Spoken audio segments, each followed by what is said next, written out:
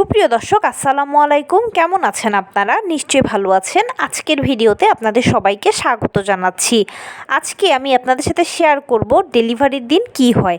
Recently একজন নতুন মা আমাকে রিকোয়েস্ট করেছেন যে আপু আমি প্রথমবার মা হতে যাচ্ছি, তাই খুব জানতে ইচ্ছে হয় যে ডেলিভারির দিন কি হয়। প্লিজ আমার জন্য হলেও এই সম্পর্কে একটা ভিডিও দেবেন। এত মিষ্টি করে যখন আপনারা অনুরোধ করেন তখন সেই অনুরোধটা আমরা ফেলতে পারি না, তাই স্পেশালি আপনার জন্য আজকের ভিডিওটা। চলুন জানাচ্ছি ডেলিভারির দিন কি হয়। বাই দ্য ওয়ে, মূল ভিডিওতে যাওয়ার আগে একটা কথা বলি, আমি আমার চ্যানেলে pregnancy related, specially normal delivery related অনেক ইম্পর্ট্যান্ট তথ্য ভিডিও আকারে শেয়ার করে থাকি। এই তথ্যগুলো আমার পার্সোনাল এক্সপেরিয়েন্স ও আমার ডক্টরের সাজেশন থেকে নেওয়া, তাই আমার চ্যানেলটিকে যদি একবার আপনারা ভিজিট করেন তাহলে আপনারা আপনাদের প্রশ্নাতীত মনের অনেক প্রশ্নের উত্তর পেয়ে যেতে পারেন। আমন্ত্রণ জানাবো আমার চ্যানেলটিকে একবার ভিজিট করে দেখার জন্য। এবারে চলুন মূল আলোচনায় যাওয়া যাক। আমি শুরুতেই বলেছি আজকে আলোচনা করব, রিসেন্টলি একজন আমাকে রিকোয়েস্ট করেছেন যে আপু আমি তো প্রথমবার মা হতে যাচ্ছি, তাই জানি না যে ডেলিভারির দিন কি হয়, এই সম্পর্কে আমার জন্য হলেও প্লিজ একটা ভিডিও দেবেন। তাই আজকে এটাই আলোচনা করব, নর্মাল ডেলিভারি এবং সিজার দুটো নিয়েই কথা বলবো। নবম মাস বা 36 সপ্তাহে যখনই আপনারা পড়বেন তখনই সর্বশেষ চেক আপটা করিয়ে ফেলবেন। আমি আমার প্রায় ভিডিওগুলোতে এই কথা আপনাদেরকে বলি, বারবার করে বলি, কারণ যেন এই কাজটা আপনারা অবশ্যই করেন। কারণ নবম মাস বা 36 সপ্তাহে যখন আপনারা সর্বশেষ চেক আপটা করাবেন, সেই চেক আপের মাধ্যমে ফাইনাল সেটেলমেন্ট আসবে যে আপনার কি নর্মাল ডেলিভারি হবে নাকি সিজার হবে। যদি দেখেন যে রিপোর্টে সব কিছু স্বাভাবিক এসেছে, তখন বুঝে নেবেন যে ডেলিভারিটা নর্মালে হবে।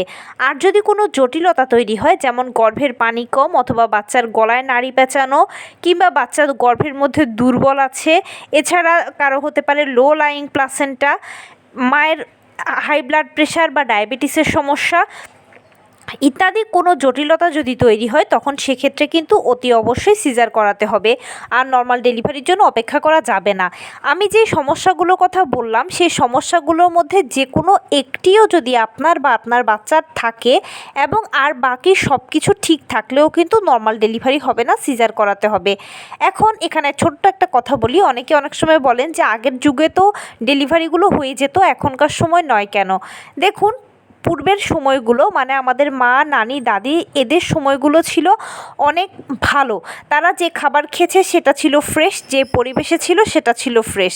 কিন্তু আমরা এখন যে খাবার খাচ্ছি বা যে পরিবেশে আছি সেটা কিন্তু ফ্রেশ নয়, যার ফলে তাদের থেকে আমাদের সব কিছুতেই ক্যাপাসিটি কম থাকার কারণে এই সমস্যাগুলো তৈরি হলেই কিন্তু নর্মাল ডেলিভারি হবে না, সিজার লাগবে। এবারে সিজারের বেলায় বলি যে আপনি সিজার করাবেন যেই হসপিটালে, সে হসপিটালে আগেই জেনে বুঝে খোঁজখবর নেবেন। বর্তমানে প্রচুর হসপিটাল রয়েছে যেখানে সিজার করানো হয় এবং প্রচুর ডাক্তার রয়েছে। নাম সর্বস্ব ডাক্তার বা হসপিটাল কিংবা কোনো চমকপ্রদ বিজ্ঞাপন দেখে যদি ডাক্তার বা হসপিটাল চুজ করেন, অথবা সাশ্রয়ী বিজ্ঞাপন দেখেও যদি কোনো ডাক্তার বা হসপিটাল চুজ করেন এবং অপারেশন করতে গেলে যদি কোনো সমস্যা হয়, তাহলে কিন্তু সেই ভুলের মাসুল আপনাকেই গুনতে হবে অথবা আপনার বাচ্চাকে দিতে হবে। তাই আমার করজোড়ে অনুরোধ থাকবে, যাদের সিজারের প্রয়োজন আছে বা ডাক্তার বলেছে যে সিজার করাতে হবে, সেই সব মা বাবাকে বা সেই সব পরিবারকে অতি অবশ্যই ভালোভাবে খোঁজখবর নিয়ে ভালো ডাক্তার চুজ করবেন এবং ভালো হসপিটাল চুজ করবেন। মনে রাখবেন, ডেলিভারিটা খুবই সেন্সিটিভ ইস্যু, দুটো মানুষের জীবনের প্রশ্ন। যেখানে দুটো মানুষের জীবনের প্রশ্ন, সেখানে কিন্তু কোনো কিছুই কম্প্রোমাইজ চলবে না। তাই অতি অবশ্যই সিজারের ক্ষেত্রে আবারও বলছি আমি, প্লিজ আপনারা ভালো একজন ডক্টর ও ভালো একটা হসপিটাল অবশ্যই চুজ করবেন, ফাইনালি নিজের ভালোর জন্য, সন্তানের ভালোর জন্য। এবারে বলি ডেলিভারির দিন কি হয়। আপনি যখন পূর্বেই ঠিক করে নেবেন যে অমুক হসপিটালে অমুক ডাক্তারের মাধ্যমে আপনি সিজার করাবেন, আপনার সিজারের প্রয়োজন আছে, তার পরবর্তীতে ডাক্তার আপনাকে একটা নির্দিষ্ট ডেট দেবে যে অমুক দিনের অমুক তারিখে অমুক সময় আপনার সিজার হবে। সে মতে আপনি হসপিটালে চলে যাবেন। তার আগে অবশ্যই আপনার হসপিটাল ব্যাগটা গুছিয়ে রাখবেন। হসপিটাল ব্যাগটা যদি আপনারা আগে গোছান, তাহলে যে সুবিধাটা হবে সেটা হচ্ছে আপনি আপনার সকল যা নিতে চাচ্ছেন প্রয়োজনীয় জিনিসপত্রগুলো নিতে পারবেন, এবং আপনি যেভাবে ব্যাগটা গোছাতে চাইছেন সেভাবেই ব্যাগটা গোছাতে পারবেন। এতে কোনো কিছু আর মিসম্যাচ থাকবে না। কিন্তু যদি করে আপনি ব্যাগ গোছান বা হুড়োহুড়ি করে ব্যাগটা গোছান, তাহলে প্রয়োজনীয় অনেক কিছু ফেলে যেতে পারেন, বা আপনার সাথে যদি অন্য কেউ ব্যাগ গুছিয়ে দেয় তখন সেক্ষেত্রে হবে কি যে হুড়োহুড়ির মাঝে প্রয়োজনীয় অনেক কিছু ফেলে যেতে পারেন। আর প্রয়োজনীয় জিনিসগুলো যদি ফেলে যান তাহলে ওই মুহূর্তে অ্যারেঞ্জ করাটা কঠিন হয়ে যায়। সেজন্য আগে আগে হসপিটাল ব্যাগটা গুছিয়ে রাখাটাই শ্রেয়। তাহলে কি হবে, আপনি পরবর্তীতে যে কোনো সময় যে কোনো মুহূর্তে প্রয়োজন মতো ব্যাগটা নিয়ে হসপিটালে চলে যেতে পারবেন। আপনি যখন হসপিটালে পৌঁছবেন তখন আপনাকে প্রাথমিক যে চেক আপগুলো করার আছে সেগুলো করা হবে। পরবর্তীতে আপনাকে কিছুক্ষণ রেস্টে দেওয়া হবে, প্লাস আপনাকে কিছু খেতে নিষেধ করা হবে। এর পরবর্তীতে ডাক্তাররা আপনাকে প্রিপেয়ার করবে সিজার রুমে নিয়ে যাওয়ার জন্য। প্রিপারেশান হিসেবে খুব বেশি কিছু নয়, আপনাকে ডাক্তারদের যে সিকিউরিটি ড্রেসটা আছে সেটা পরিয়ে দেওয়া হবে, প্লাস আপনার চুলে বেনুনি করা হবে, এবং অনেক সময় দেখা যায় যে পেশেন্টকে আগে থেকেই ক্যানোলা সেট করে দেওয়া হয়। আবার অনেক সময় দেখা যায় যে যখন আপনি রুমে ঢুকবেন ওই সময় আপনাকে ক্যানোলা সেট করে দেওয়া হবে। পরবর্তীতে স্যালাইন, ইঞ্জেকশন বা যা যা ওষুধ দেওয়ার আছে সব কিছু ক্যানোলার মাধ্যমেই দেওয়া হবে, এবং আপনার খুব বেশি কষ্ট হবে না যেহেতু সব কিছু ক্যানোলা দিয়েই যাবে। পরবর্তীতে ডাক্তাররা আপনাকে অ্যানেস্থেশিয়া দেবে। অপারেশন শুরুর প্রথম ধাপ হচ্ছে এটা। অ্যানেস্থেশিয়া অবশ্যই সবার জানা আছে, কোমরে দেওয়া হবে, এবং পরবর্তীতে আপনি আপনার নিচের অংশে কি হচ্ছে বুঝতে পারবেন না। যেহেতু সিজারটা একটা অপারেশন তাই অবশ্যই অ্যানেস্থেশিয়া মাস্ট। অ্যানেস্থেশিওলজিস্ট অ্যানেস্থেশিয়া দেবে, আর যিনি সিজার করাবেন তিনি আলাদা ডাক্তার। দুটো ডাক্তার কিন্তু ভিন্ন রকম। এবারে যে ডাক্তার আপনার সিজার করাবেন পরবর্তীতে কি করবে, আপনার যে অংশটা সিজার করা হবে সেই অংশটাকে খুব ভালোভাবে ক্লিন করে নেওয়া হবে যেন সেখানে কোনো জীবাণু না থাকে। পরবর্তীতে ডাক্তাররা তাদের মাপ মতো করে সামান্য একটু কাটবে, খুব বেশি না। যদি প্রথমবার মা হয়ে থাকেন অনেকে মনে করতে পারেন যে বড় একটা অংশ কাটবেন, না, খুব বড় একটা অংশ কাটে না, মোটামুটি 1 বিঘা বা তার থেকেও কিছুটা কম পরিমাণে ডাক্তাররা কাটেন। এর পরবর্তীতে আপনার বাচ্চাকে বের করে নিয়ে আসা হবে। যখন ডাক্তাররা আপনার জায়গাটা কাটবেন তখন স্তরে স্তরে কাটবেন, একবারে কাটবেন না। যেহেতু পেটের অংশটা চর্বি নিয়ে অনেক মোটা স্তর থাকে সেই জন্য, তাছাড়া যেহেতু বাচ্চার মাথাটা বা বাচ্চার বডিটা থাকে সেই জন্য স্তরে স্তরে সাবধানে কাটা হয়। আর বিশেষ এক ধরনের পাইপের মাধ্যমে ব্লাডগুলোকে বের করে নিয়ে নেওয়া হয়, এই জন্য খুব বেশি সমস্যা হয় না। এর পরবর্তীতে অপারেশন হয়ে যাওয়ার পরে আপনার বাচ্চাকে আপনার কোলে দিয়ে দেওয়া হবে অথবা বাচ্চাকে সেফ রাখা হবে, এবং পরবর্তীতে ডাক্তাররা আবার স্তরে স্তরে সেলাই করে দিয়ে দেবেন, এবং আপনাকে কিছুক্ষণ পরে বেডে দিয়ে দেওয়া হবে। পুরো সময়টা বা পুরো কাজটা হতে যতটুকু সময় লাগে সেটা হতে পারে যে সর্বোচ্চ 25 মিনিট, 20 মিনিট, বা অনেক সময় 30 মিনিট, বা অনেক সময় এক্সপার্ট ডাক্তার হলে আরও কমও সময় লাগতে পারে। এর পরবর্তীতে আপনিও বাচ্চা বেডে চলে যাবেন এবং আস্তে আস্তে করে আপনার নিচের অংশের দিকটাতে আপনি সেন্স ফিরে পেতে শুরু করবেন। এরপরে বাচ্চাকে কোলে নেবেন, আর এক একটা হসপিটালের এক একটা ক্রাইটেরিয়া থাকে, কারো 3 দিন, কারো 4 দিনের প্যাকেজ থাকে। সে অনুযায়ী আপনারা হসপিটালে থাকার পরবর্তীতে বাসায় চলে আসবেন। বাসায় চলে আসার সময় ডাক্তার আপনাকে কিছু ইনস্ট্রাকশনস দেবে, কিছু মেডিসিনস দেবে, সেগুলো আপনি যখন বাসায় এসে নিয়মিত সেবন করবেন এবং সেই নির্দেশনাগুলো মেনে চলবেন, তারপরে ইনশাল্লাহ দ্রুত আপনি সুস্থ হয়ে যাবেন, কোনো অসুবিধা হবে না। আর সিজারের পরবর্তীতে আপনাকে 6 মাস পর্যন্ত ভারী কাজ করার ক্ষেত্রে নিষেধাজ্ঞা দেওয়া হবে, এবং 1.5 মাস পর্যন্ত সহবাসে নিষেধাজ্ঞা দেওয়া হবে। এর পরবর্তীতে আপনি আপনার স্বাভাবিক জীবনে ফিরে আসবেন। আর আমি সবসময় যে কথাটা আপনাদেরকে প্রায় টাইম বলে থাকি যে আপনি যদি ডেলিভারির সময়গুলোতে নিয়মিত হাঁটাচলা করেন, টুকটাক কায়িক শ্রম করেন, লো কমেটটা ব্যবহার করেন, পুষ্টিকর খাবার খান, তাহলে ডেলিভারি পরবর্তীতে আপনি দ্রুত স্বাভাবিক জীবনে ফিরে আসতে পারবেন। দীর্ঘ সময় আপনার লাগবে না, কারণ বডি আগে থেকেই যেহেতু ব্যায়ামের উপরে ছিল, সো এই বডিটা ইজিলি সব কিছু সোভ করে নিতে পারবে। তাই সিজারের ক্ষেত্রে জটিলতার কিছু নেই, সিজারটা এভাবেই শেষ হয়ে যায়। শুধুমাত্র আপনাকে ভালো একজন ডাক্তার ও ভালো একটা হসপিটাল চুজ করতে হবে, যেটা আমি বারবার বলছি। এবারে বলি নর্মাল ডেলিভারির কথা। নর্মাল ডেলিভারির দিন কি হয়? নর্মাল ডেলিভারিতে কি হয়, 9ম মাসের পর থেকে, মানে 37 থেকে 40 সপ্তাহর মধ্যে আপনার নর্মাল ডেলিভারি প্রক্রিয়া শুরু হয়ে যাবে। সেটা যে কোনো সময় যে কোনো মুহূর্তেই হতে পারে। আপনার ওঠা, বসা, দাঁড়া, চলা, যে কোনো কিছুর মধ্যে ডেলিভারি প্রক্রিয়া শুরু হবে। আর ডেলিভারি প্রক্রিয়া শুরু হওয়ার প্রথম ধাপ হিসেবে প্রথমে আপনার পিরিয়ডটা শুরু হয়ে যাবে, বা আপনি বাদামি স্রাব দেখতে পাবেন। আমাদের পিরিয়ডের প্রথম দিন যেরকম হালকা বাদামি বা গোলাপি বর্ণের আমরা স্রাব দেখতে পাই, নর্মাল ডেলিভারি প্রথম ধাপ হিসেবেও আপনি এই বাদামি স্রাবটা দেখতে পাবেন। আর এই বাদামি স্টাফটা দেখলে ঘাবড়ানোর কিছু নেই বা খুব বেশি উত্তেজিত হওয়ারও কিছু নেই বা এত হুড়োহুড়ি করে হসপিটালে চলে যাওয়ারও কিছু নেই। এটা মাত্র শুরু হয়েছে, আরও সময় আছে সামনে।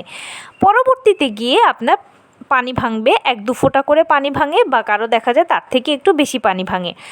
আমার পার্সোনাল সাজেশান থাকবে, যখন দেখছেন যে পানি ভাঙতে শুরু করছে তখনই হসপিটালে চলে যাবেন। এতে কি হবে, প্রথম থেকে ডাক্তারদের আপনি অবজারভেশনে থাকতে পারবেন এবং পরবর্তীতে যাবতীয় যা কিছু করার হসপিটালে ডাক্তাররাই করবে। বাসায় বসে থেকে আপনাকে আর এক্সট্রা টেনশন নিতে হবে না। তবে বুদ্ধি ও সাহসের সহিত কেউ যদি বাসায় থাকতে চান বা থাকেন, তাহলে অবশ্যই আপনারা বিছানায় শটান শুয়ে থাকবেন, কারণ খুব বেশি পানি ভাঙতে দেওয়া যাবে না। যদি বেশি পানি ভেঙে যায় তাহলে আপনার বাচ্চা গর্ভের ভেতরে মারা যাবে। এছাড়াও যদি কেউ দেখেন যে একেবারে ঝরঝর করে প্রস্রাবের মতো পানি ভাঙার ধাপটা আপনার শুরু হয়েছে, তাহলে তো অতি দ্রুত হসপিটালে চলে যাবেন। কোনো এক্সপেরিমেন্ট করা যাবে না। কারণ কি, একটাই, খুব বেশি পানি ভাঙলে বাচ্চার ক্ষতি হবে, বাচ্চা মারা যেতে পারে। পরবর্তীতে হসপিটালে যাওয়ার পরে ডাক্তাররাই বলে দেবে যে আপনার কী করণীয়, সে মতে করলেই আপনার বাচ্চার ভালো হবে। প্রথম ধাপ থেকে দ্বিতীয় ধাপে যেতে কারো 5 থেকে 7 ঘন্টা লাগে, কারো আবার দেখা যায় 12 থেকে 14 ঘন্টা লাগে, কারো পুরো 24 ঘন্টাও সময় লাগে। তৃতীয় ধাপে গিয়ে আপনার অরিজিনাল যে লেবার পেইন সেটা চলে আসবে। পানি ভাঙার সাধারণত 24 ঘন্টার মধ্যে অরিজিনাল লেবার পেইনটা চলে আসে। তবে সবার যে 24 ঘন্টা সময় লাগে সেটা নয়, কারো 5-7 ঘন্টার ভিতরেও লেবার পেইন এসে যায়, কারো 13-14 ঘন্টাতেও লেবার পেইন আসে, আবার কারো পুরো 24 ঘন্টা সময় লাগে। লেবার পেইনটা প্রথমে হালকা, তারপরে মাঝারি, তারপরে ভারী হবে।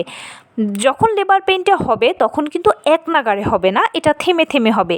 কারো 10 মিনিট পর পর লেবার পেইন হয়, কারো 15 মিনিট পর পর হয়, কারো আবার আধা ঘন্টা পর পর হয়, যার যেরকম। লেবার পেইন বলেইছি যে প্রথমে হালকা, এরপর মাঝারি, এরপরে ভারী হবে। এ পর্যায়ে আপনাকে একটা বুদ্ধি করতে হবে, সেটা হচ্ছে যেই খাবারই আপনি খান না কেন একটু কুসুম গরম খাবার খাবেন। যেহেতু সিজারিয়ান পেশেন্টদের মতো আপনাদের খাবারে কোনো নিষেধাজ্ঞা নেই, তাই একটু কুসুম গরম খাবার খাবেন। ভাত খেলে কুসুম গরম খাবার খাবেন, রুটি খেলে একটু কুসুম গরম খান, চা খেলে কুসুম গরম খান। এছাড়া আপনি যেটাই খাচ্ছেন একটু কুসুম গরম খাবেন, কেননা কুসুম গরম খাবারগুলো পেইনকে দ্রুত বাড়াতে সহায়তা করে। আর বুঝতেই পারছেন যে পেইন যত দ্রুত বাড়বে আপনার ডেলিভারিটাও তত তাড়াতাড়ি হয়ে যাবে। সেই জন্য অবশ্যই পেইনকে যে কোডটা করতে হবে সেটা হচ্ছে দ্রুত হালকা থেকে মাঝারি, মাঝারি থেকে ভারী পর্যায়ে নিয়ে যেতে হবে। এই জন্য কুসুম গরম খাবারগুলো বেস্ট। এবারে যখন আপনার পেইনটা অনেক ভারী হবে, বেশি হবে, তখনই কিন্তু আপনার জরায়ুমুখ 4 সেন্টিমিটার খুলবে। জরায়ুমুখ যখন 4 সেন্টিমিটার খুলবে তখনই কিন্তু আপনার বাচ্চা বেরোবে, তার আগে নয়। সেই জন্য আপনি যদি হসপিটালে পানি ভাঙার ধাপটাতে চলে যেতে পারেন বা চলে যান, তখন কি হবে, ডাক্তাররা আপনাকে বারবার চেক করে দেখবে যে জরায়ু কতটুকু খুলেছে। যখন দেখবে যে জরায়ুমুখ 4 সেন্টিমিটার খুলেছে, তখন বেড থেকে আপনাকে লেবার রুমে নিয়ে যাওয়া হবে। এখানে একটা কথা বলি, আপনি যখন প্রথম হসপিটালে যাবেন তখন কিন্তু আপনাকে বেডেই রাখা হবে, আর যখনই আপনার জরায়ুমুখ 4 সেন্টিমিটার খুলবে তখনই আপনি লেবার রুমে যাবেন। লেবার রুমে যাওয়ার পরবর্তীতে ডাক্তারদের কিছু ইনফরমেশান আপনার থেকে নেওয়ার থাকে, সেগুলো নেবে এবং পরবর্তীতে ক্যানোলা সেট করে দেবে। ইনজেকশান এবং অন্যান্য ওষুধপত্র যা যা দেওয়ার সেগুলো ক্যানোলার মাধ্যমেই দেবে। খুব বেশি কষ্ট আপনার এরপরে হবে না। তবে এর মধ্যেই আপনি দেখবেন যে আপনার জরায়ুর কন্ট্রাকশান শুরু হচ্ছে, মানে আপনার বাচ্চা ভেতর থেকে চাপ দিচ্ছে। ঘন ঘন পেট শক্ত হবে, ছেড়ে দেবে, আর ওই মুহূর্তটাই আপনার বাচ্চা ভেতর থেকে চাপ দিচ্ছে বেরোনোর জন্য। ডাক্তার দেখতে পাবে যে আপনার বাচ্চা বেরোচ্ছে। সেই সময়টাতে কি করবে, আপনার দুটো পাকে বুকের কাছে টেনে ধরতে বলবে, এতে ডাক্তারদের দেখতে সুবিধা হয়। আর ওই সময়টাতে যখন দেখবে যে আপনার বাচ্চা নিচের দিকে নামছে, ঠিক ওই মুহূর্তে ডাক্তার আপনাকে বলবে যে মা চাপ দিতে থাকুন, জোরে জোরে চাপ দিন। আপনার কাজ হবে ঠিক সেই মুহূর্তে জোরে জোরে চাপ দেওয়া।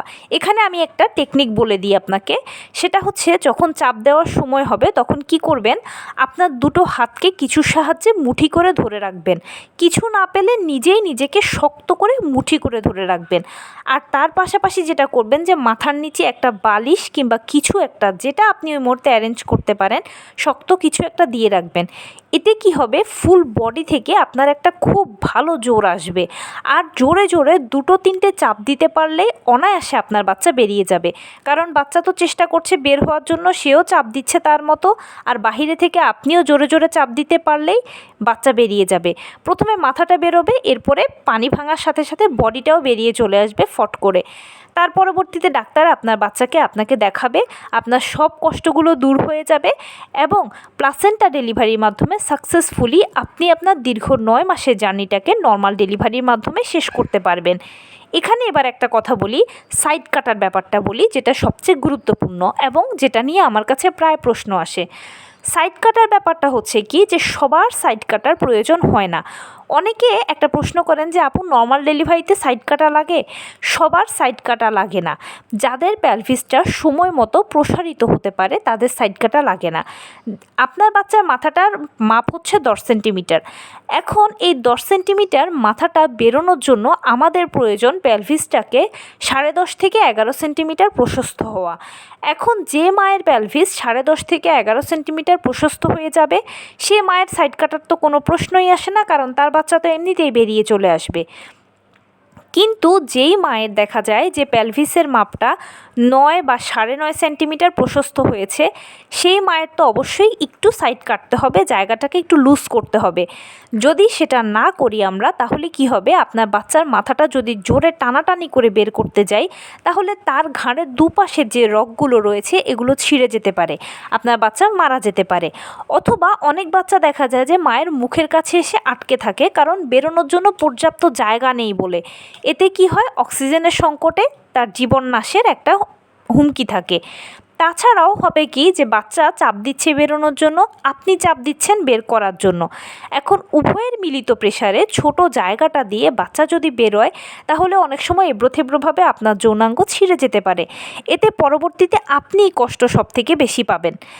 এই জন্য যদি হালকা একটু সাইডটা ছেটে দেওয়া হয়, প্লাস একটু জায়গাটাকে যদি বড় করে দেওয়া হয় তা বাচ্চা বেরোনোর জন্য, তখন সেক্ষেত্রে ইজিলি আপনার বাচ্চা বেরিয়ে যাবে, আপনার যৌনাঙ্গ বা তার পাশের অংশটাও সেফ থাকবে।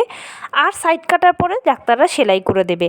চিন্তা করবেন না, সাইড কাটা ও সেলাই দুক্ষেত্রেই লিকুইড অ্যানেস্থেসিয়া ব্যবহার করা হয়। এটা তুলো দিয়ে ঘষে দেওয়া হয়। এটার মেয়াদ খুবই সামান্য থাকে।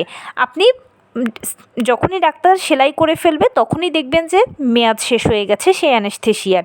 আর নর্মাল ডেলিভারিতে একটা সবচেয়ে বড় সুবিধা কি, সিজারিয়ান পেশেন্টকে 7 দিন পরে গিয়ে সেলাই কাটতে হয়, কিন্তু নর্মাল ডেলিভারিতে যদি কারো সেলাই দেওয়া লাগে, সেই সেলাই কাটা লাগবে না, কারণ আমরা এক ধরনের বিশেষ সুতো দিয়ে এই সেলাইটা দিই, যে সেলাইটার ফলে বা যে সুতোটা ব্যবহার করার ফলে ইজিলি মাংসের সাথে সুতো মিশে যায়। সেজন্য এখানে আর পরবর্তীতে পেশেন্টকে আসতে হয় না সেলাই কাটার জন্য। এভাবেই শেষ হয়ে যায় নর্মাল ডেলিভারি প্রক্রিয়া। আর নর্মাল ডেলিভারির ক্ষেত্রে পুরো প্রসেসটা হতে কিন্তু আমি প্রথম থেকে যে ধাপগুলো বললাম সবগুলো সম্পন্ন হতে দেখা যায় কারো 3 থেকে 4 দিন লাগে, কারো 2-1 দিন লাগে, কারো আবার দেখা যায় যে পুরো কয়েক ঘন্টার ভেতরেই প্রক্রিয়াগুলো শেষ হয়ে যায়। এগুলো আসলে ডিপেন্ড করে যে মায়েদের উপরে। যে মায়েরা নিয়মিত হাঁটাচলা করে, টুকটাক কায়িক শ্রম করে, লো কমেটটা ব্যবহার করে, পুষ্টিকর খাবার খায়, নিয়মিত চেক আপ করে, ডাক্তারের সাথে ভালো মন্দ শেয়ার করে, সেসব মায়েদের ক্ষেত্রে আসলে সময় খুবই কম লাগে। কারণ যেহেতু হাঁটাচলার মাধ্যমে শরীর সবসময় একটা এক্সারসাইজের উপরে থাকে, পুষ্টিকর খাবার গ্রহণের মাধ্যমে শরীর শক্তপোক্ত থাকে, সো এইসব মায়েদের সময়টা কম হয়, কারণ বডি সব কিছু ইজিলি অ্যাবজর্ব করে নিতে পারে। আর যে সকল মায়েরা একটু কুঁড়ে স্বভাবের, অলস প্রকৃতির, শুয়ে বসে থাকতে পছন্দ করে, তাদের নর্মাল ডেলিভারির চান্স তো খুবই কম। আর যদিও বা নর্মাল ডেলিভারি হয়, তাহলেও তাদের দীর্ঘ সময় লাগে। সেজন্য আমি সবসময় আপনাদেরকে বলি যে আপনারা নিয়মিত হাঁটাচলা করবেন, টুকটাক কায়িক শ্রম করবেন, লো কমেট ব্যবহার করবেন। অনেকের প্রশ্ন থাকে লো কমেট কি? ফ্লোরের সাথে অ্যাটাচ করা যে কমেটগুলো সেগুলোকে লো কমেট বলা হয়। এটা পেলভিসের খুব ভালো একটা ব্যায়াম। আর এই লো কমেট ব্যবহার করার ফলে অনেক সময় দেখা যায় যে মায়ের পেলভিসটা সময় মতো 10.5 থেকে 11 সেন্টিমিটার প্রশস্ত হয়ে যায়, আর তখন সেক্ষেত্রে সাইড কাটা লাগে না। তাই অতি অবশ্যই আপনারা লো কমেটটা ব্যবহার করবেন। নবম মাসের দিকে গেলে লো কমেট ব্যবহার করাটা একটু কষ্টকর, কিন্তু তবুও নিজের ভালোর জন্য প্লিজ ট্রাই করবেন। পুষ্টিকর খাবার তো খাবেনই, সেই সাথে সকল ভিটামিন, মিনারেলস, ক্যালসিয়ামগুলো যেন ঘুরে ফিরে আপনার বডিতে যায়, আপনার থেকে যেন বাচ্চা পায়, সেটা এনশিওর করবেন। এতে সবসময় আপনার শরীরটা শক্তপোক্ত থাকবে, আর প্রয়োজনে সময় চাপ দিতে গেলে আর কোনো কষ্ট হবে না। আর আপনি যেই ধর্মের অনুসারী হন না কেন, বেশি বেশি করে উপরওয়ালাকে রাখবেন। মনে রাখবেন এটা আপনার জন্য এখন একটা সময়, আর মহান আল্লাহ তাআলাই আপনাকে এই সময়ের হাত থেকে খুব ভালোভাবে সাহায্য করতে পারবে। তো এই ছিল আজকের ভিডিও। কেমন লাগলো বলুন? যদি ভালো লেগে থাকে ও হেল্পফুল হয়ে থাকে, তাহলে প্লিজ লাইক কমেন্ট শেয়ার করতে একদম ভুলবেন না। আর সেই সাথে আমার চ্যানেলটিকে সাবস্ক্রাইব করার বিনীত অনুরোধ রইল। পাশে থাকা বেল আইকনটি ক্লিক করে দেবেন যেন আমি ভিডিও আপলোড করার সাথে সাথে আপনারা নোটিফিকেশান পেয়ে যান। যদি কোনো প্রশ্ন থাকে কমেন্টসে জানাবেন, আমি রিপ্লাই দেব। প্লাস যদি কোনো পরামর্শ থাকে যে কোন বিষয়ের উপরে ভিডিও বানালে আপনারা উপকৃত হবেন সেটাও জানাবেন। আমি আপনাদের পছন্দের সর্বোচ্চ প্রায়োরিটি দেব। ভালো থাকবেন, সুস্থ থাকবেন। আসসালামু আলাইকুম।